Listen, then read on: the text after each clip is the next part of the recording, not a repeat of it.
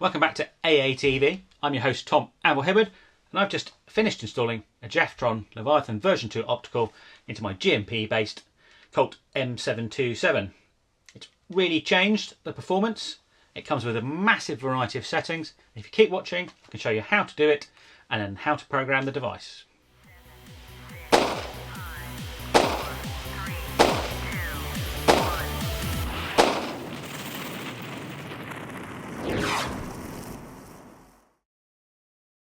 Jefftron have sent me this Leviathan version 2 optical MOSFET with real feel trigger system to review and test on the channel.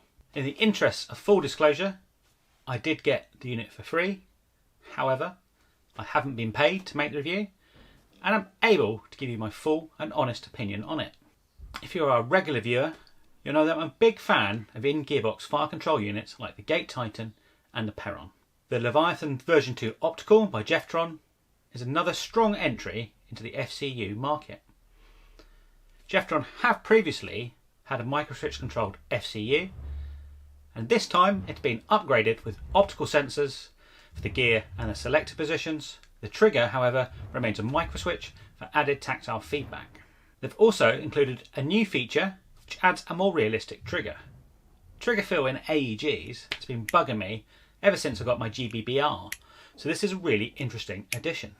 The Real Feel Trigger System, or RFTS, has been designed to better replicate the break and reset of a real trigger.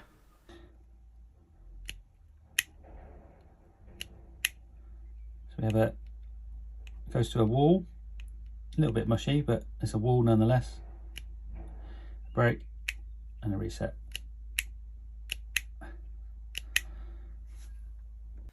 It's not quite the same as the trigger in my GHK L119A2, but it is much better than any other AE trigger I've tried, and it adds a lot of enjoyment to using the replica. It does take a bit of adjustment, and due to the way it interacts with the trigger, it sometimes can limit the compatibility of the gearbox shells that can be used, especially without having to do any modifications. The Leviathan-V2 Optical is packed with features and settings, so you can set your replica up the way you want or to the requirements of your Airsoft site. This is made extra easy by connecting it via Bluetooth to your phone.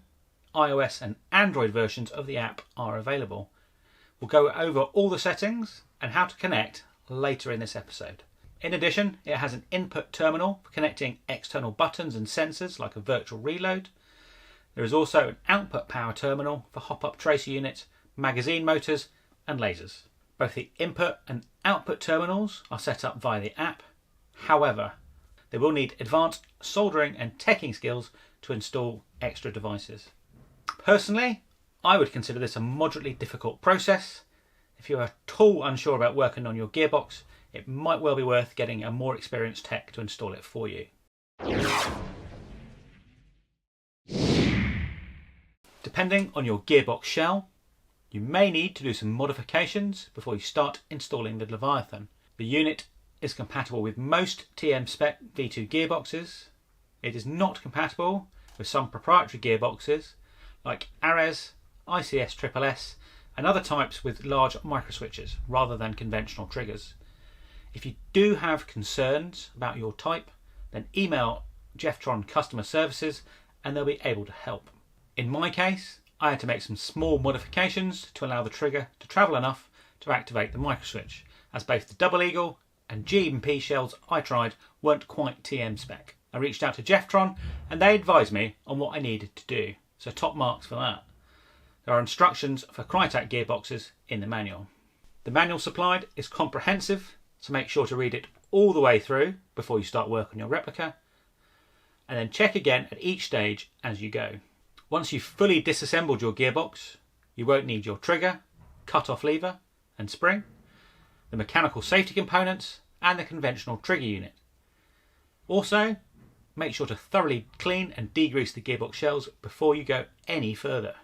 Before you start anything, just check that the Leviathan sits flat in the gearbox shell and that there are no obstructions. You may need to remove some small turrets and nubs. The next stage is to attach one of the selector plate stickers.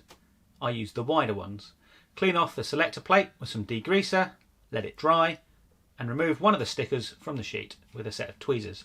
Don't let your fingers touch the sticky surfaces. The black section of the sticker overlaps the right side of the plate by about 1mm, and then you can wrap the rest of it around the selector plate. You may find you need to file any small bumps or moulding marks off before you attach the sticker. If it really doesn't want to bond, you can use an adhesive to help it to attach. Next, we need to attach this foam pad in the location shown on the right gearbox shell. It's worth re-degreasing the area before you attach it to make sure you get a really good bond. In this G&P gearbox, I also needed to remove this rail before sticking on the pad. Next, we insert the unit into the left shell. Make sure there's an equal distance around the sector gear bearing or bushing. Use the screw from the package to screw the unit to the shell. It's clearly marked where it should be. Next, there are a few checks to make. On the exterior of the case, make sure that attachment screw you just put in doesn't protrude through. If it does, you may need to grind it flush. Make sure the unit is clear all around the selector area. Then we need to get the wires in place. They go into the channel in the order of the thin blue one at the bottom, the battery wire next, then the motor wire. You'll also need to make sure that they are clear of the hole for the gearbox pin. Run the blue and battery wire across the shell, keep them as flat as possible. To help them stay in place, it may be helpful to use a few small dots from a hot glue gun. Don't go mad. Now we move on to the trigger. You'll need your original trigger spring and the trigger from the Leviathan set. As you insert the trigger, be very careful to avoid scratching the board with the spring. Put the top board on, then test how the trigger interacts with the microswitch and the real feel trigger system. You can bend the RFTS spring with some pliers to increase or decrease the tension on the trigger.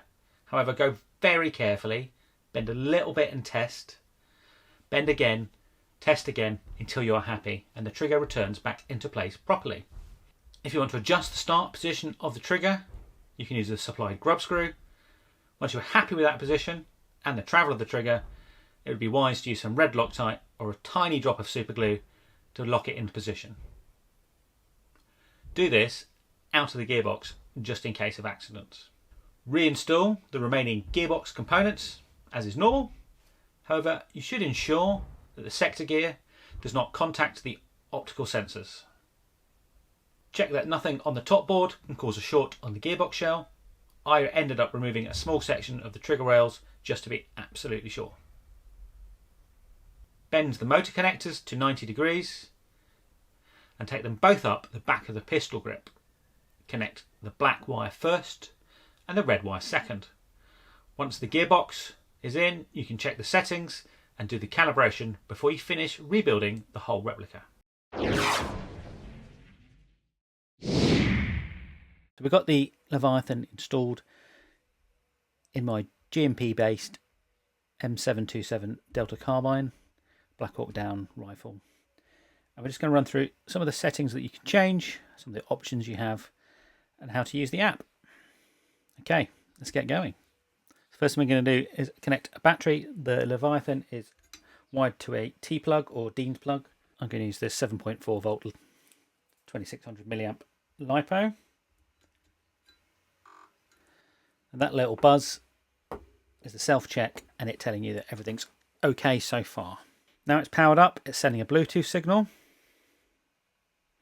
So if we go to our app, get this from the App Store or the Android Store, open it up, and it says no device. So we need to connect it, hit select device, and you can see it right there. We're going to go with the Leviathan OP at the top. And we're going to set the password. Ask it to remember password or not remember password. And we're in. One of the quite cool things about this setup is you can have different profiles set. So if you play at certain different sites with certain different rules, you can have different profiles. So I might want a profile for a CQB site, which only allows semi-auto, and I might want another one for my woodland site. So let's run through some of the options. So the first thing we're going to do is a calibration check on the optical sensors. So we're going to do optical selector calibration. and this takes you through a process. And this sets your safe, semi and automatic zones. So first thing, move the selector to safe and press continue. So where selector is on safe, so we're happy to press continue. Move the selector to semi, press continue. You can see the numbers change. So we've got 61% and a green. Press continue again, and we'll go to auto, and we get 89 and another green light. If you get red lights, you may need to change the position of your sticker on your selector plate. So again, I'd suggest you do this before you rebuild the whole of the gun, because you can get to that selector plate a lot quicker. Okay, we're finished with that.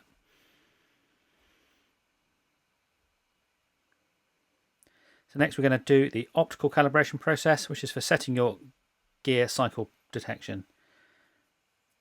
So we're going to make a shot. So we need to make sure your gun is unloaded and in a safe direction. So we'll put it on semi and fire a shot. So we move the cycle detection point outside the orange area here. And we want to stay in the left third, which is where we are at the moment. So that seems to be just fine. Okay, so that's our optical sensors all calibrated. So next we're going to have a look at the actual settings you can change. And it's quite comprehensive, and there's some really nice features in here that I really like. So selector on safe. You can put this to a fire mode. Personally, I would not recommend that, and I don't think many airsoft sites would be happy that you do that either. You need to be able to stop your gun shooting. But you have a load of options there. We're going to leave it on safe. On semi, we have the same options. So we have semi. So we have semi, which is one shot per pull of the trigger. We have semi burst 2. It's quite interesting. So these split ones are quite interesting. What it means is if you tap the trigger, it does the first section. And if you hold the trigger down, it does the second section. So in this way, we'd get semi on a trigger tap, and it would do burst 2 on a pull. So let's just have a look at that. So if we go down to burst 2, burst 2 is currently on 3. And we can either slide the bar, or we can tap to the number and get it where we want. So we have a 3-round burst on burst 2. So let's set semi to semi burst 2. So tap of the trigger fires 1 shot. Holding the trigger fires the 3 shots that we've programmed it to. So next we have a slightly different set of options for the auto. I'm going to go with actually burst 3 and fully auto with 3 BBs in burst 3. So same thing again, if I tap the trigger, I'll get burst 3, which is set to 3 BBs. If I hold the trigger, I'll get full auto. I reckon that's going to be actually quite a nice feature for controlling a rate of fire. So if I tap it, 3 BB burst. If I hold it down, I get full auto. I think that's pretty cool. If you go to a CQB field, or a field which only allows semi-auto, or using a big DMR, you can set both semi and auto to semi, and there's no problems with you.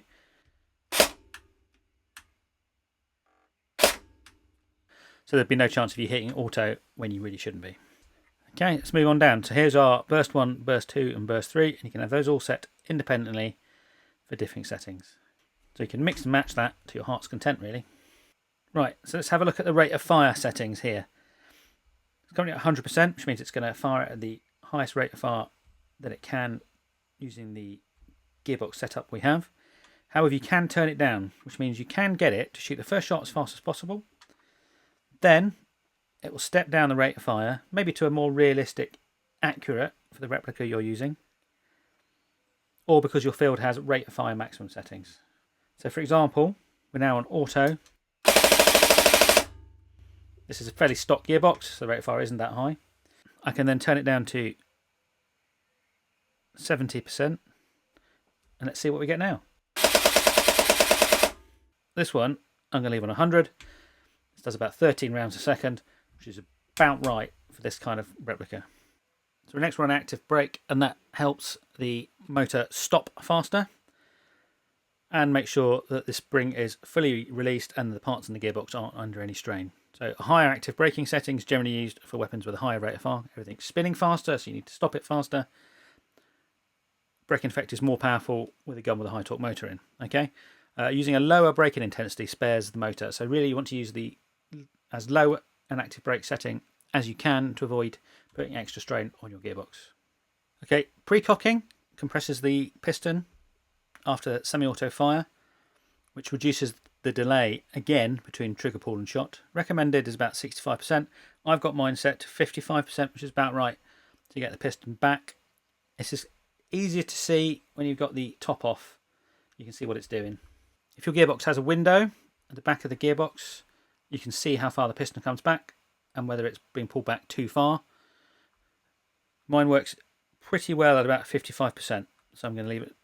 So you may have heard the motor beeping earlier every time I pulled the trigger, and that's because I've got the next feature on, which is delay between shots. Now this would be absolutely fantastic for a field which wants you to limit the rate of fire with a DMR, or to simulate a bolt action sniper. And obviously the motor buzzes when it's ready to fire again. So it's already on that setting, so it won't fire for 2 seconds after I pull the trigger. It has an electronic fuse as well as the physical one. Leviathan say to set the electronic fuse to 10 amps above the average auto current reading. We go to the stats page. Average auto current reading is 16.4 amps. So we're going to set the electronic fuse to about 30.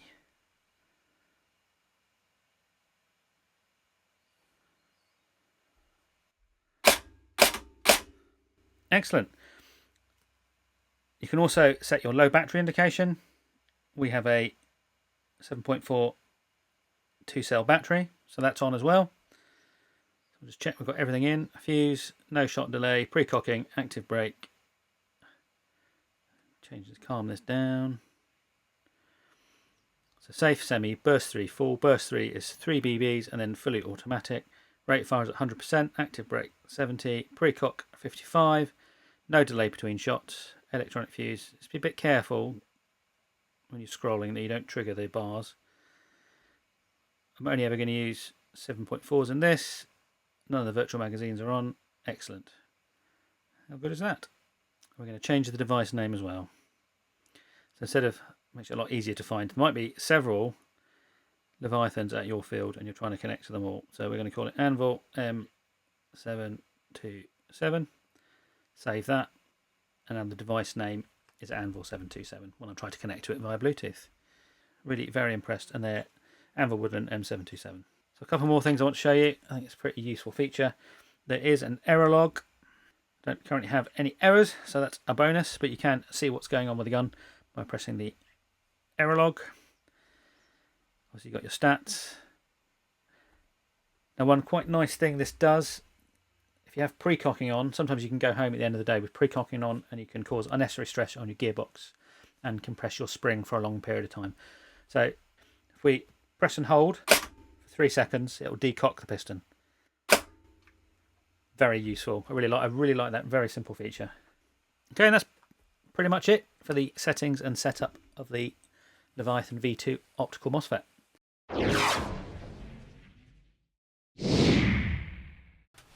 Most of my frustrations with the install were mainly down to the gearbox shells that I had chosen to use. Both of them not being quite TM version 2 clones. They were mostly compatible, but there were some changes. I would like to say thank you to Jefftron for dealing with my questions promptly. And there was also a users and Q&A group on Facebook that were very helpful. I like the RTFS, and I think it adds a lot to the realism of the replica without having to start using a GBBR.